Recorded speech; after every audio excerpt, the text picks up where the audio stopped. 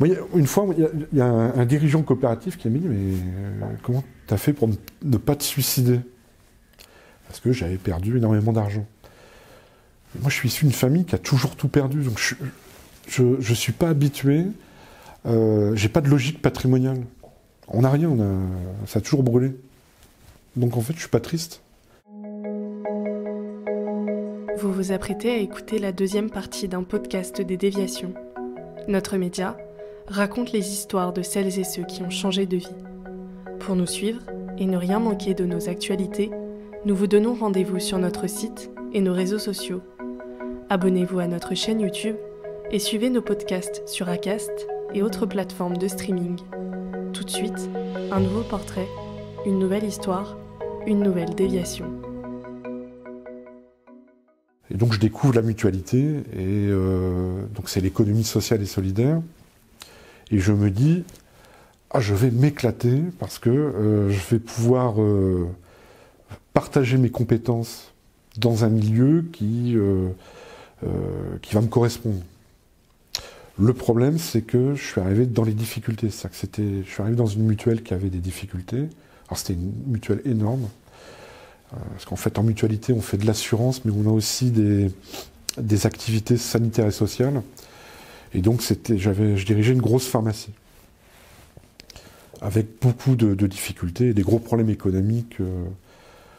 L'organisation était structurellement déficitaire depuis sa création. Enfin, c'est compliqué à expliquer, mais... Et donc, mon travail, ça a consisté à redresser la situation. Alors, j'ai obtenu un répit. C'est-à-dire que je suis resté 8 ans, alors que quand je suis arrivé, ça devait disparaître. Donc j'ai fait tenir l'entreprise 8 ans, mais ça a été super dur. Et là, pour le coup, j'ai connu la réalité d'un dirigeant d'entreprise qui stresse. Donc là, je sais ce que c'est aussi. Je viens de l'usine, je connais la condition ouvrière, j'ai été cadre de direction, donc je sais ce que les cadres de direction ont en tête, mais j'ai été aussi dirigeant d'entreprise, et je sais Alors, si je devais expliquer ce qui est le plus dur, c'est pas les mêmes critères qui définissent la dureté, mais c'est pas simple. Et j'ai souffert énormément. Et donc mon entrepreneuriat, c'était pour sortir de ça. Je me suis dit, j'ai eu une rupture avec le groupe qui avait repris les activités que je suivais plus, parce que en fait ils voulaient licencier tout le monde. Donc, alors que moi je me battais pour préserver les activités et les emplois. Et ça c'est une réalité, c'est qu'on a cassé, comme je l'ai dit tout à l'heure, l'accompagnement des anciens. Et maintenant, on a aussi enlevé les techniciens de la direction des entreprises. C'est-à-dire que mon père est décédé, je suis pas sûr qu'il s'éclaterait en ce moment. Parce que lui, en fait, c'était un dirigeant d'entreprise qui aimait bâtir les choses, créer des emplois, faire tourner des machines. Je pense qu'il n'était pas tout le temps focalisé sur Excel, avec la petite croix. Alors que maintenant, en fait, on a donné la direction des entreprises aux contrôleurs de gestion qui font du code scaling. Et en fait, on en voit le bout, c'est-à-dire qu'il n'y a plus d'usine. C'est-à-dire qu'à force d'avoir mis les hommes de chiffres à la tête des entreprises et plus les techniciens ou les entrepreneurs, on a délocalisé, fermé. Voilà. Donc, moi j'ai voulu sortir de ça, et voilà, pendant 2 ans, je suis parti dans complètement autre chose. C'était ça ou la psychanalyse. Et comment on se sent quand on a été ouvrier comme vous, qu'on se retrouve dirigeant et qu'on se retrouve à devoir licencier ? Dans quelle situation vous étiez ? Alors, la difficulté, quand on a été ouvrier et ensuite on est dirigeant et qu'on doit appliquer des mesures de restructuration, c'est qu'à la fois on connaît l'aspect social et on est bien conscient des réalités et on n'a pas le mépris pour les personnes, et en même temps on comprend les chiffres et on comprend la réalité économique. Alors moi j'ai essayé le plus longtemps possible de maintenir les emplois, de restructurer pour recréer des emplois. j'y suis arrivé pendant un moment, mais après, j'avais trop de difficultés qui me tombaient dessus. Hein. C'est-à-dire que, à la fois, la grogne sociale et l'incompréhension des syndicats, hein, enfin, qui sont dans leur rôle de revendication quand ils sentent que c'est dur, mais bon, enfin, le problème, c'est que c'est le dirigeant qui prend tout dans la tête. Ensuite, quand le groupe qui est censé financer ne suit plus et manœuvre où c'est pas clair, c'est pas facile à gérer. Donc, j'ai eu trop de difficultés. Et après, voilà, c'est une douleur de devoir supprimer des emplois. Moi, ça me rendait malade. Mais le problème, c'est que tous les autres, on est seul. Hein. Dans cette situation-là, le dirigeant d'entreprise, celui qui est sur le terrain, il est seul. Et il est détesté par tout le monde. Il est détesté par ceux qui ont l'argent, parce que ça dure trop longtemps.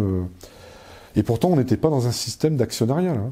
C'est d'économie sociale. Mais enfin, bon, l'argent ne tombe pas du ciel, il n'y a pas d'argent magique. Mais donc, au bout d'un moment, quand les dépenses, quand les pertes continuent, les gens ne sont pas contents. Mais en même temps, les salariés qui sont ceux qui vont souffrir, ils ne comprennent pas. Et donc, on est seul. Et on est l'ennemi à abattre.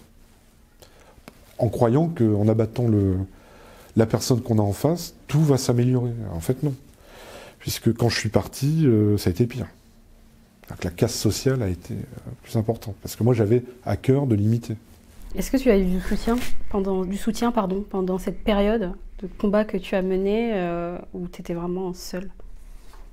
Alors, en fait, moi, j'ai tenu 8 ans parce que dans le mouvement mutualiste, il y a eu des mutuelles amis qui ont accompagné, qui ont financé des restructurations, mais avec création d'emplois.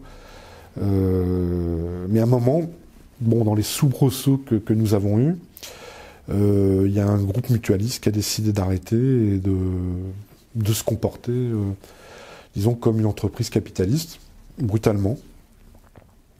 Et donc là, les soutiens, il n'y en avait plus. Et au contraire, là, c'était vraiment une perversion que j'avais jamais connue avant. Parce que dans l'industrie ou en logistique, les choses étaient claires, franches. J'avais pas connu de manipulation, enfin de choses pas claires.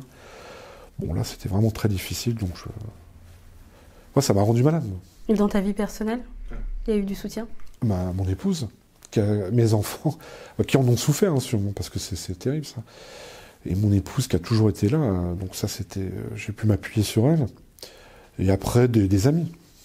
Des amis, ouais. Après cette période, quelle a été ta vision quelle était ta vision de l'entrepreneuriat avant et aujourd'hui? Est-ce que tu as une nouvelle vision après ce qui s'est passé ou... Oui, alors ma vision, l'entrepreneuriat seul, l'entrepreneuriat où j'étais mon propre actionnaire. Ça, c'était une découverte. Donc même si je l'ai fait de manière particulière, c'est que j'ai créé une entreprise française, une entreprise coopérative française, avec un restaurant et un entrepôt agréé sous douane pour faire passer de la bière belge en France. Et j'ai aussi participé à la création d'une coopérative européenne de droit belge. Donc c'était quand même deux choses très différentes, même si je suis reparti à la base, parce que j'étais à la fois le vice-président de la coopérative européenne, mais j'étais l'actionnaire de la coopérative française, tout en étant salarié, et je balayais, quoi. Je passais la serpillière, voilà. Alors donc, ce que j'en ai découvert, parce qu'on a des petites structures comme ça, c'est la difficulté de faire ses comptes, payer ses cotisations, tout en travaillant, quoi. Ça, c'est pas facile. Et qu'est-ce que tu en as tiré de cette expérience, justement, qui a été très difficile? Alors, des pertes, toutes mes économies que j'ai perdues, voilà. C'est la malédiction familiale, c'est-à-dire qu'on perd tout. Donc là, j'ai tout perdu. Et ce que j'en retiens, rien. Que des pertes. Non, mais par contre, il y a ce que j'en retiens. quand j'entends les dirigeants d'entreprise qui pèsent contre les charges, par exemple, les charges, c'est terrible. Bon. Moi, voilà, j'ai eu cette difficulté-là à payer les cotisations sociales. Et donc, moi, je comprends à quoi servent les cotisations sociales et l'importance que ça a dans le modèle social. Mais après, je comprends que quand on est chef d'entreprise, on a des difficultés. Voilà, donc en fait, ce que je retiens de toutes ces expériences, c'est ma parfaite compréhension de la situation économique et des incompréhensions qui peuvent naître et des désunions que ça crée. Et moi en fait, voilà ce que j'essaye de faire maintenant en mutualité, parce que je suis retourné en mutualité. Justement, comment on se reconstruit après ça? Qu'est-ce qui s'est passé? Est-ce que tu es retourné directement en mutualité? Est-ce qu'il y a eu une période de battement? Non, j'ai eu du beau. Enfin, j'ai eu du bol, c'est-à-dire que à partir du moment où je pouvais plus payer, parce que bon, c'est mes économies qui sont parties. Bon, quand j'ai arrêté de payer, parce que j'avais plus d'argent, j'ai trouvé du travail en mutualité tout de suite. Et donc, je suis devenu dirigeant d'une association et d'une SARL qui s'occupait de prévoyance obsèques. Voilà, donc je me suis penché là-dedans, dans un nouveau domaine qui est la prévoyance obsèques, qui était un peu particulière, où j'ai dû passer des diplômes techniques pour pouvoir diriger l'entreprise. Et ensuite, je suis parti dans la mutuelle dans laquelle je suis à l'heure actuelle. Et donc, ce que j'en garde, c'est qu'en fait, j'essaye de réunir tout le monde. D'éviter la guerre, d'éviter les luttes. Et en fait, c'est pour ça que je suis investi dans le Made in France, parce que je pense que pour payer les cotisations sociales dont on a tous besoin, il faut des entreprises qui se portent bien et qui cotisent. Voilà. Et donc j'essaye d'expliquer aux entrepreneurs ce que sont les cotisations sociales, mais en même temps, c'est ce qu'on fait dans la mutuelle dans laquelle je suis. On aide les entreprises à se développer. Donc vous en avez aussi tiré du positif, puisque maintenant vous appliquez votre manière de manager est différente. On va dire comme Nietzsche, ce qui ne tue pas rend plus fort, mais c'est vrai. Moi, une fois, il y a un dirigeant coopératif qui m'a dit « Mais comment tu as fait pour ne pas te suicider ?» Parce que j'avais perdu énormément d'argent. Moi, je suis issu d'une famille qui a toujours tout perdu, donc je suis pas habitué, j'ai pas de logique patrimoniale. On n'a rien, ça a toujours brûlé. Donc en fait, je suis pas triste. Voilà. Et puis bon, j'ai quand même une maison là maintenant. Mais... Tu es rentré dans la mutualité parce que tu voulais trouver du sens justement dans ton travail. Est-ce qu'aujourd'hui tu en as, et est-ce qu'aujourd'hui tu es heureux de te lever le matin en faisant ce que tu fais?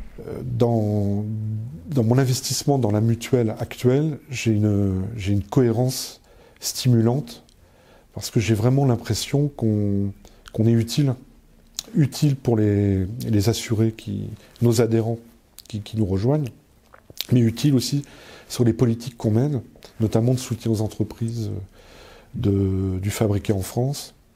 Donc là on est vraiment dans un sens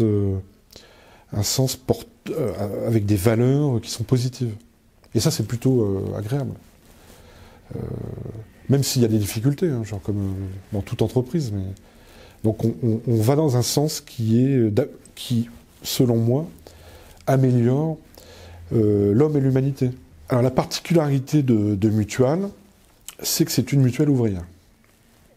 Voilà, donc je retrouve le milieu duquel je viens, c'est-à-dire qu'en fait, ce sont des ouvriers d'usine qui ont créé la mutuelle et qui l'ont toujours dirigée jusqu'à aujourd'hui, c'est-à-dire que le conseil d'administration est composé de travailleurs. Et ils ont bien géré, c'est-à-dire que Mutual, ça a été une belle mutuelle, c'est une belle mutuelle qui a toujours été bien gérée. On est indépendant complètement, c'est-à-dire que nous, on assure sur nos fonds propres et on ne va pas chercher d'alliance pour atteindre de la solvabilité, c'est-à-dire que on n'est pas lié à une banque, on n'est pas lié à une assurance, on n'est pas lié à une mutuelle assurance ou à un organisme de prévoyance, on est une vraie mutuelle, comme il y en a de moins en moins, mais nous, voilà, on est une vraie mutuelle démocratique, c'est-à-dire que il y a une vie démocratique avec les adhérents dans la section. Moi, je suis le président de la section Nord-Pas-de-Calais, donc j'ai été élu. J'ai été élu délégué de la section Nord-Pas-de-Calais à l'Assemblée Générale.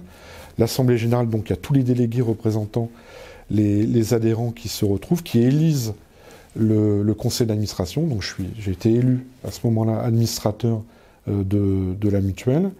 Et dans le conseil d'administration, j'ai été élu vice-président. Voilà, donc on est dans une véritable entreprise démocratique qui est fidèle aux principes de ses fondateurs dans les années 60, en 1967. Les ouvriers voulaient assurer l'accès aux soins de meilleure qualité pour les cotisants, donc les travailleurs. Et donc on continue de travailler de cette manière-là.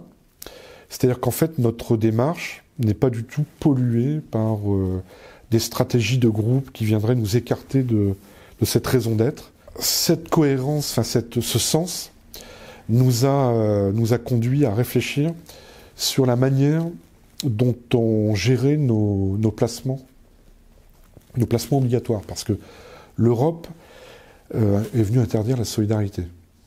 Voilà, c'est comme ça.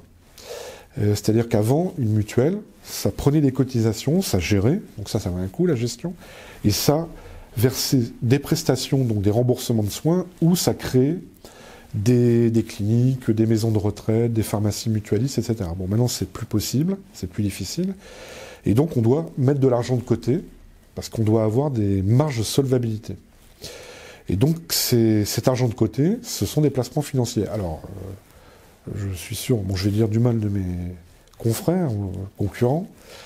Vous allez regarder les placements de tous les organismes de complémentaire santé, ils font n'importe quoi. C'est-à-dire qu'ils participent à la finance internationale qui fait du mal à notre économie ici. Et nous, donc, on a réfléchi et on a réorienté nos placements dans le fabriqué en France. Ce qui fait que dès qu'on le peut, on aide les entreprises à se développer, donc à créer des emplois, à créer des cotisants. Et pour nous, c'est une logique gagnant-gagnant parce que plus on fait ça, plus on aura d'adhérents et plus on pourra continuer. Hier, tu m'as dit que tu avais perdu beaucoup de temps par rapport à tes études. Est-ce qu'aujourd'hui, le fait d'être arrivé à ce niveau-là, c'est un moyen justement d'essayer de rattraper ce que tu n'as pas pu faire dans le passé? Oui, c'est-à-dire qu'en fait, si j'avais fait des études plutôt qu'aller travailler, j'aurais peut-être, je serais peut-être monté dans la hiérarchie sociale, disons, peut-être plus vite. Mais par contre, aurais-je été le même homme? Je ne sais pas. Et puis après, ma vie n'est pas terminée. Je peux continuer. Enfin, j'ai de l'ambition. C'est-à-dire que moi, j'ai envie de participer à améliorer je l'ai déjà dit, mais l'homme et la société. C'est-à-dire que je suis militant de tas de choses. Donc, militant mutualiste, mais aussi militant familial laïque. J'essaye de trouver des solutions pour réunir ce qui est éparse et qu'on bâtisse une société fraternelle. Justement, on va évoquer tes différentes casquettes. Tu as un rapport fort à la langue française. Est-ce que tu peux nous expliquer pourquoi et selon toi, qu'est-ce qu'on peut fabriquer comme société en maîtrisant la langue française? Alors déjà, mon rapport à la langue française, je pense que c'est lié à mon éducation, à ma famille, parce qu'il y avait cette exigence. Moi, j'avais une grande-tante qui me faisait lire le dictionnaire, par exemple. Et je me souviens, j'avais une grand-mère qui avait un langage un peu précieux, très construit. Elle avait des mots. Voilà, elle avait une maîtrise de la langue qui était assez exemplaire. Et ça m'a marqué. Et donc, en fait, on est français. On est en France. Et qu'est-ce qui réunit le plus de gens en France? C'est la langue française. C'est quand même la langue qui est la plus accessible pour tout le monde. C'est ce qui crée des égos. C'est-à-dire que grâce à la langue française, on peut être de Dunkerque et devenir médecin à Ajaccio, ou on peut être technicien soudeur des Pyrénées jusqu'à Gravelines dans le Nord. Enfin, voilà. Donc c'est la langue française qui permet ce brassage. Et donc la langue française, c'est une langue d'intégration qui permet à tous de participer à la société. Alors, moi, je suis un défenseur de la langue française parce que dans mon parcours technique dans l'usine, ensuite comme cadre de direction et comme directeur, j'ai croisé plein de gens qui parlaient une sorte de sabir, c'est-à-dire avec des mots d'anglais, surgis de nulle part, mais qui faisaient professionnel. Alors ça s'appelle de la vacuité. J'ai toujours détesté ça. Moi, alors c'est de pire en pire, hein, c'est-à-dire que on voit des jeunes arriver, qui sortent d'une école, comme ça, et ils pensent être brillants, utiles à l'entreprise, parce qu'ils balancent 3 mots d'anglais tous les 4 mots. Bon, c'est pour cacher leur nullité, selon moi. Et donc moi je lutte partout où je suis, à Mutual notamment, pour bannir les mots d'anglais et mettre des vrais mots de français à la place. Alors c'est ma petite coquetterie, mais je marque des points. Je marque des points et je pense que c'est important. Ensuite, j'ai une théorie, parce que moi je suis conscient que la France va avoir des difficultés, notamment avec son régime de retraite, etc. Et donc je crois qu'il faut intégrer les gens. C'est-à-dire qu'il faut qu'on fasse venir des gens. Et qu'est-ce qui est le plus facile à intégrer? C'est les gens qui parlent français. Et la langue française, c'est une des langues les plus parlées du monde, et à nos portes, notamment en Afrique, on a des francophones qui maîtrisent la langue française beaucoup mieux que le font tout un tas de Français. Pourquoi? Parce que les Africains qui ont eu la chance d'aller à l'école, ils ont eu des bons cours, et ils ont une maîtrise et un niveau de technicité dans la langue française qui est exemplaire, qui peut beaucoup nous apporter.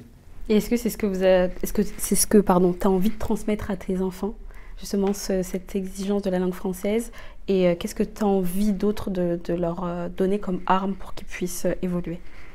Alors là, je peux dire que moi je suis fier de mes enfants, hein, parce que alors mes enfants, ils sont issus d'une famille bilingue, parce que mon épouse est russe. Et donc ils avaient déjà cette richesse de 2 langues, donc ils parlent les 2 langues. Et c'est vrai que j'ai beaucoup insisté, et j'insiste toujours, pour qu'ils aient une maîtrise de la langue française la plus aboutie possible. Et je crois qu'ils vont dans la bonne direction. Moi j'ai le plaisir, c'est de me faire corriger mes fautes de français par mon fils, qui régulièrement me reprend, et ça c'est génial. Ça, je prends un pied fou. Et ma fille, qui est plus jeune, elle est partie comme ça, elle est partie dans cette direction aussi. Et je sens, elle fait du droit, et je sens que sa maîtrise de la langue est en train d'évoluer, de s'améliorer.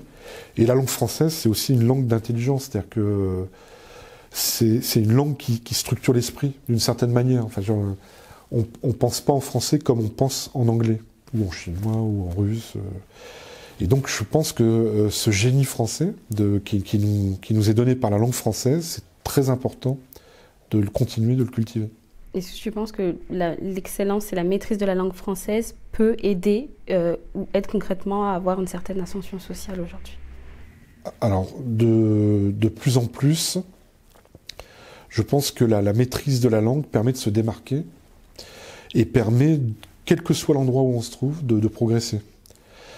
Alors déjà, la maîtrise de la langue, c'est à l'oral, évidemment, mais c'est aussi en lecture. Alors, il y a une grosse pénurie de lecture à l'heure actuelle des jeunes qui sortent de l'école, mais les gens qui savent vraiment lire et qui comprennent ce qu'ils lisent, c'est très important. On n'est pas totalement dans la civilisation de l'image. Donc il faut savoir lire. Et ça permet, après, de continuer à évoluer et de se former, de se remettre en question. Voilà, la langue française, c'est une langue d'intégration. Alors, intégration cosmopolite, mais intégration aussi dans l'entreprise. Effectivement, je pense qu'en maîtrisant la langue française, on peut avoir des parcours, venir de la base, monter, c'est beaucoup plus facile. Parce qu'en plus, on a des codes qui permettent de progresser. Ça, c'est important. Au niveau sociologique, il faut quand même rentrer dans les cases. Alors moi j'ai le souci, c'est de créer de l'union partout, parce que je pense que les divisions, ça mène à la guerre.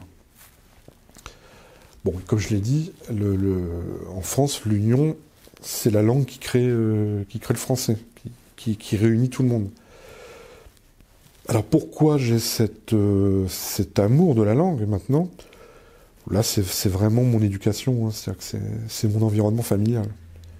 Parce qu'en fait, il y avait tout autour de moi des livres, des bibliothèques. Voilà, je pense que c'est rentré dans mon esprit. Et ça, je l'ai transmis aussi à mes enfants.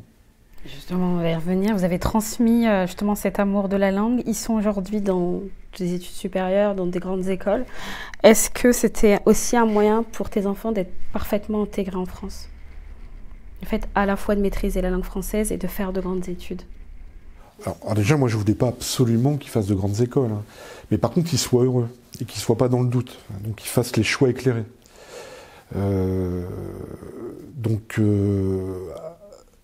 Effectivement, on a insisté, leur mère et moi, sur la maîtrise de la langue, alors française et russe. Et oui, c'était pour moi une évidence qu'en maîtrisant la langue, on pouvait bien s'asseoir dans la vie, quoi, et bien démarrer. C'est un atout, ça, c'est indéniable. Donc dans l'éducation que tu as eue avec tes enfants, s'il y a une chose que tu devais faire différemment, qu'est-ce que tu aurais fait? J'aurais été plus présent au moment où j'étais absorbé par les difficultés quand j'étais directeur. J'étais absorbé par l'entreprise.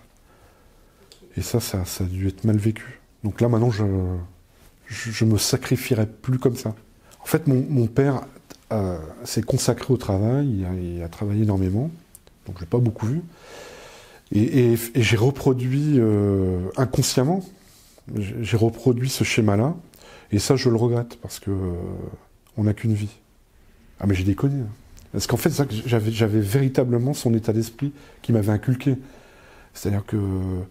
Et je me souviens de ce que je disais au début, le travail, il faut le suivre, il faut être prêt à déménager du jour au lendemain, voilà. Bon, ça... j'ai reproduit ça, mais maintenant je le ferai plus. Enfin, et j'étais un jeune con, hein, c'est-à-dire que les vieux que je voyais dans les entreprises, ils me disaient « faut se calmer là, hein, faut lever le pied ». Et je dis « bah ouais, t'es vieux, t'es aigri ». Bah, ils avaient raison. Et maintenant je suis vieux là. Bon. On va passer à la dernière partie.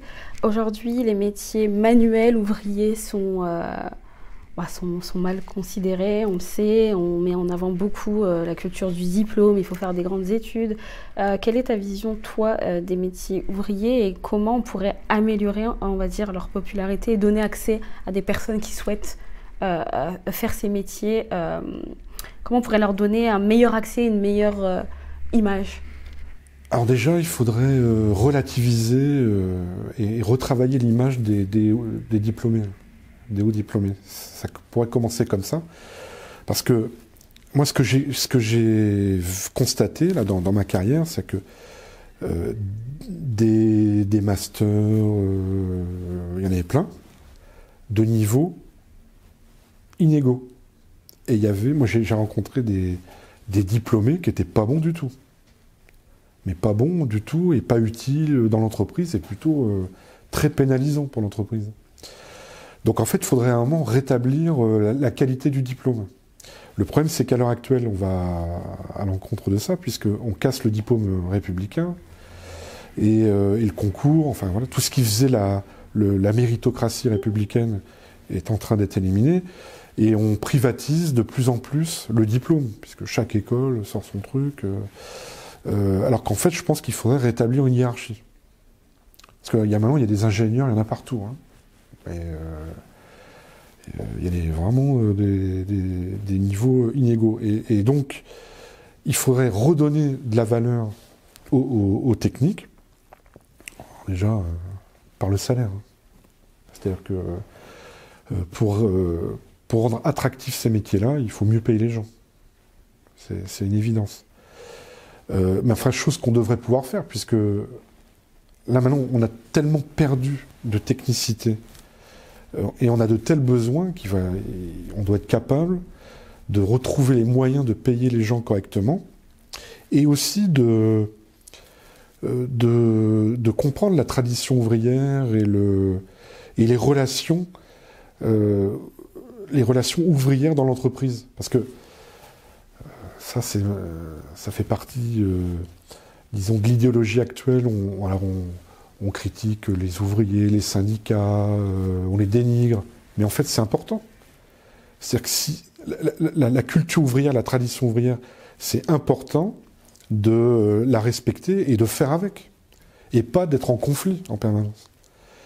Et à partir du moment où on revient dans cette culture industrielle qu'on a connue, on pourra de nouveau avoir des soudeurs pour faire des EP. Parce que là, c'est quand même dramatique qu'on soit obligé de faire venir des Américains ou des Canadiens. C'est terrible, ça. Selon toi, comment on pourrait aider les ouvriers qui souhaitent, comme toi, gravir les échelons ? Il faudrait renforcer la formation continue. C'est-à-dire qu'à un moment, ça marchait bien. Là, maintenant, c'est de nouveau devenu difficile. On a cassé les dispositifs qui étaient... On a privatisé. C'est-à-dire qu'on a... En fait, à l'heure actuelle, quelqu'un qui veut se former, alors, suite à un licenciement, par exemple, il a de nouveau plus de difficultés qu'à une précédente période. C'est-à-dire que tous les systèmes de reclassement sont de mauvaise qualité. Et puis alors, ne parlons pas des plans de sauvegarde de l'emploi, où il y a des cellules de reclassement qui sont payées par l'entreprise ou qui reclassent personne, parce qu'en fait, qui forment personne. Non, ce qu'il faudrait, il faut redonner vie à l'éducation populaire. L'éducation populaire, c'était quoi ?